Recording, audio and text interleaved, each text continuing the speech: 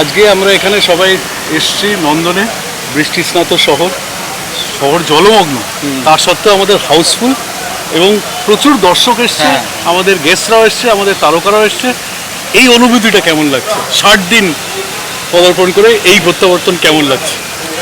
এই অনুভূতিটা এইভাবে এক কথায় বা এইটুকু সময়ের মধ্যে বলে বোঝানো সম্ভব নয়। এই অনুভূতির থেকে বড় একটা, সবার সঙ্গে যখন কথা বলছি তখন সবাই না কাঁধে একটা দায়িত্ব চাপিয়ে দিচ্ছে, দুটো দায়িত্ব বিশেষত। একটা হচ্ছে এই প্রচেষ্টাটাকে ক্যারি ফরওয়ার্ড করে নিয়ে যাওয়ার আগামী দিনে। দ্বিতীয় দায়িত্ব হচ্ছে যে এই ধরনের ছবিকে সাপোর্ট করা এবং এই ধরনের ছবি আরও বানানো।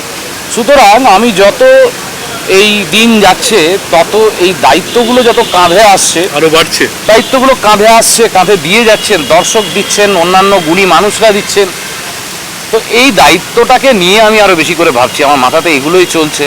এবং তার সঙ্গে সঙ্গে যেটা ভাবছি সেটা হচ্ছে যে সমর্পণ আমার ভাই, এবং অ্যাজ আ ফিল্ম মেকার সমর্পণের জন্যে আমার একটা অদ্ভুত ভালো লাগা তৈরি হচ্ছে যে ওর দীর্ঘদিনের স্বপ্ন, দীর্ঘদিনের যে স্বপ্নটা সমর্পণ দেখেছিল যে ভালো ছবি তৈরি করবে, সেই স্বপ্নটা পূরণ করার জন্যে আমি যে ওর সহযাত্রী হতে পেরেছি, আমি ওর সঙ্গে থাকতে পেরেছি, ওকে আমি সাপোর্ট করতে পেরেছি, এটাতে একটা অদ্ভুত স্নেহ থেকে একটা অদ্ভুত ভালোবাসা এবং ভালো লাগা তৈরি হচ্ছে। স্নেহ এবং ভালোবাসাটা যেটা সমর্পণের প্রতি আছে সেটা থেকে একটা ভালো লাগা যেমন হয়, ভাই ভালো করলে দাদাদের গর্ব হয়, ভালো লাগে। খুব সুন্দর গুছিয়ে বললেন আমাদের প্রযোজক অভিজিৎ চট্টোপাধ্যায়, এবং বাংলা ছবি আরো সমৃদ্ধ হলো। এবং আজকে তুই এখানে আগে অনেক এসছিস as a film lover, as a film seeker, আজকে নির্মাতা হিসেবে এই যে অসাধারণ এই বিল্ডিংটার সামনে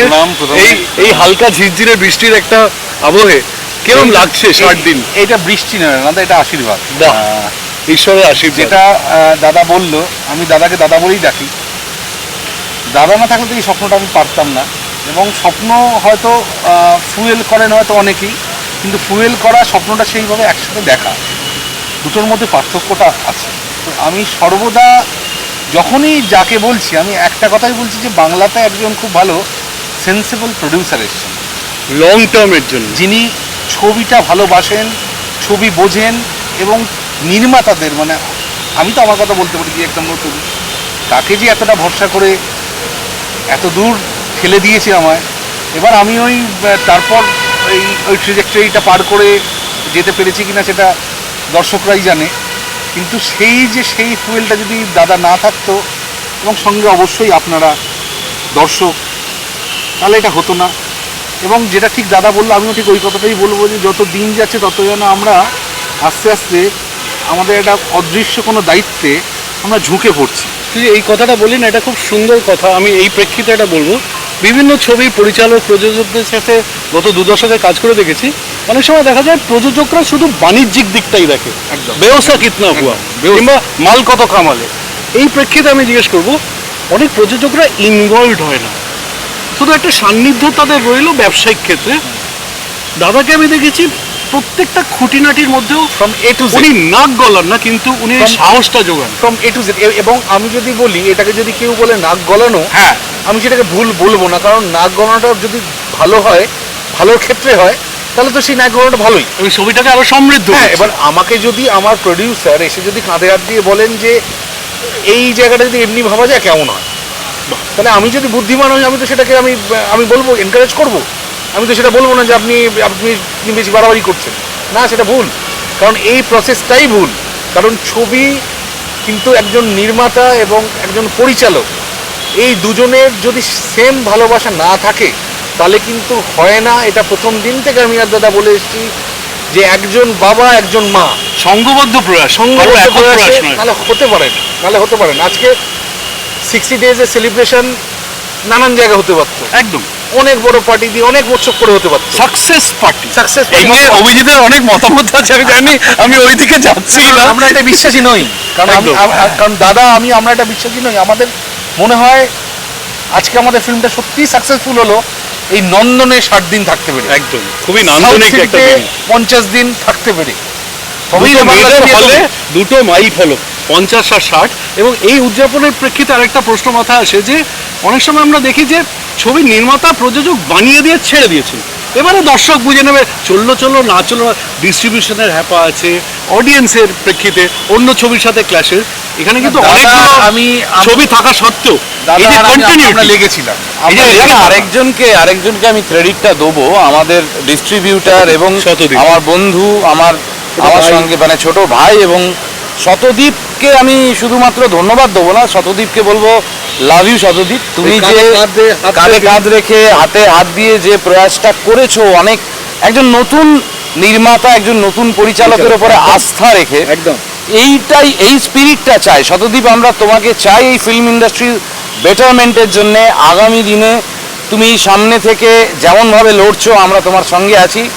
এই লড়াইটা বাংলা ছবিকে পৌঁছে দেওয়ার জন্য, বাংলা ছবির ব্যবসাটাকে সমৃদ্ধ করার জন্য। একদম। এবং আমি ব্যবসা কথাটা উল্লেখ এই কারণে করলাম, তার কারণ যে কোনো ছবির একটা বাণিজ্যিক প্রেক্ষাপট থাকে, দিক থাকে, কারণ বাণিজ্যিকভাবে সফল না হলে সালে সাস্টেন করতে পারবে না, ভালো আরো নতুন নির্মাতারা সামনে আসবে এগিয়ে না। আসবেন না। তো খুব গুরুত্বপূর্ণ বিষয় এখানে এই প্রসঙ্গেই বলি যে অনেকে হয়তো প্রযোজক হয়তো লগ্নি করছে, কিন্তু এই যে লেগে থাকার বিষয়টা এবং পুরনো অভিজ্ঞ প্রযোজক পরিচালকদের সাথে নতুন নির্মাতাদেরও যে এই সুযোগটা পাওয়া, তোর মতন প্রথম বড় ছবি করা পরিচালকের কি তার মতামত, যে তুইও কালকের দিনে একজন অভিজ্ঞ পরিচালক হবি, আরো বড় ছবি করবি, তোর কি মনে হয় একটা মূল দায়িত্ব থাকে নির্মাতা, প্রযোজক এবং পরিচালক, যে আগামী প্রজন্মকেও সাহায্য করে কাঁধে কাঁধ মিলিয়ে সবাইকে একসাথে? আমি আর অভিজিৎ দা আমরা দুজনে একটা জিনিস ঠিক করেছি, যা যা হয়ে এসছে এতদিন সেই জিনিসগুলো আমরা করব না, আমরা এমনি ব্যতিক্রমী কিছু করব, আমরা এমনি করব না যে আমার নিচে হয়তো কেউ কাজ করতে এসছে, যে হয়তো অ্যাসিস্ট্যান্ট ডিরেক্টর, আগামী দিনে সেও পরিচালক হতে পারে, সে যাতে পরিচালক হতে পারে, কারণ তা না হলে আমাদের দর্শকটা কমে যাচ্ছে। একদম আমাদের দর্শক বাড়াতে হবে, যেটা একজন প্রযোজক, পরিচালক, একজন অভিনেতা, অভিনেত্রী, গায়িকা, যার ক্ষেত্রেই আমাদের এখন শুধু একটাই মোটা হওয়া উচিত, বাংলা ছবির দর্শক যেন আরো বাড়ে, আরো বাড়ে, আরো বাড়ে, বাহ, এবং তার fantastic. জন্য একটা ক্লাব হয়ে, এবং আমি তো মানে আমি একদম ক্ষুদ্র হয়েও আমি একটা কথা বলবো, আমাদের এবং নতুনদের সুযোগ দরকার। দেওয়া। এখানে আমরা দেখেছি অভিজ্ঞ ভেটারেন অভিনেতারাও আছেন, রূপাদির মতন একজন এরকম লেজেন্ডারি অ্যাক্ট্রেস, মিষ্টু শিলাদা, আছেন। মিষ্টু একেবারে সর্বকনিষ্ঠা, যে একদম। প্রথম ছবি করেছে, প্রথম। এত অসাধারণ অভিনয় করেছে, দেখে বোঝা যায় না তার অভিনয়শৈলী দেখে যে তার বিশাল একটা অভিজ্ঞতা তার পিছনে নেই। এইখানে আমি একজন রাধিকাও আছে, তার সঙ্গে আমাদের গীতশ্রী আছে একদম ছোট, যে হ্যাঁ, হ্যাঁ। এই আলোচনা শেষ পর্বে একটা খুব মজার প্রশ্ন করব, নির্মাতা তো বটেই, একজন খুব গর্ববোধ করছেন একজন পিতা হিসেবেও, এই যে সমীকরণটা, অনেকে বলে আচ্ছা প্রডিউসারের মেয়েকে দেওয়া হয়েছে কি নেপোটিজম, সেই প্রসঙ্গে বলবো যে ও যা অসাধারণ অভিনয় করেছে, প্রচুর ভালো অভিনেতাদেরও বাজিমাত করে দিতে পারে, বাবা হিসেবে কতটা গর্ববোধ করছে?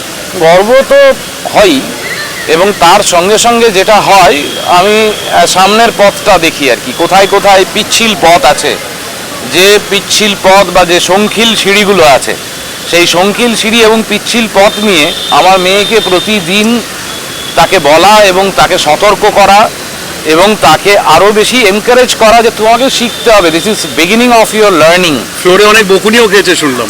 ফ্লোরে না, সিনেমা যখন আমরা শ্যুট শুরু করিনি তার আগে অ্যাকচুয়ালি কি হয় না, আমি খুব সোজা সাপটা কথা বলি, একদম আমি সমর্পণকে বলেছিলাম, সমর্পণ যদি ওর পারফরমেন্স আমার মনে হয় দেখে কোথাও যে ও মনোনীত দিতে হচ্ছে না, পারছে না, আমি কিন্তু ওকে নিয়ে করব না।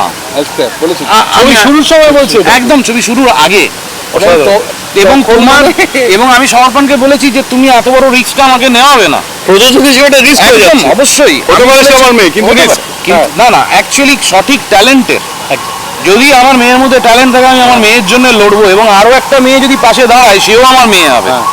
এই যে সেও মেয়ে, এটার প্রেক্ষিতে বলি, ও তোর বড় মেয়ে এই ছবি, এই ছবির থেকে মানে ছবিটা যখন আমরা প্ল্যান করি, সেই তখন প্ল্যানিং এর টাইম থেকে এমন একটা জায়গা চলে আসে যেখানে মানে এমনি একটা জায়গা যেখানে অভিজিৎ দা যেমন বায়োলজিক্যাল ফাদার, আমি কিন্তু ওর এই সিনেমার বাবা হয়ে যাই, স্ক্রিনোলজিক্যাল ফাদার। কারেক্ট। এই আনন্দ ঘন মুহূর্তেই আমরা এই আলোচনাটা আজ এখানেই শেষ করছি। আবার পিছন ফিরে তাকাবো নন্দনের মতন এরকম একটা অসাধারণ প্রেক্ষাগৃহের সামনে। আজকে আমাদের 60 দিন, খুবই ভালো লাগছে এই উদযাপন। এবং আমাদের দর্শককে স্যালিউট, আপনারা না থাকলে সত্যি এটা হতো না।